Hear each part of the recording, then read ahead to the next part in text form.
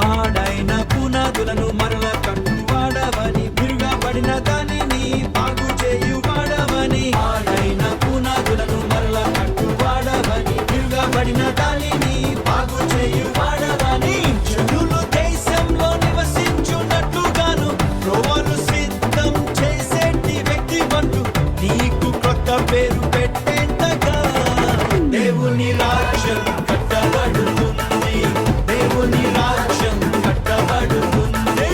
శక్తి చేత కానే కాదు, బలముతో ఇది కాదు కాదు.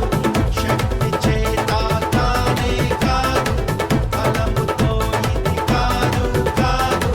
దేవుని ఆత్మ ద్వారానే. దేవుని రాజ్యం కట్టబడుతుంది. దేవుని రాజ్యం కట్టబడుతుంది. ఆత్మ మీ మధ్య ఉన్నాడు కనుక భయపడకుడి, భయపడకుడి.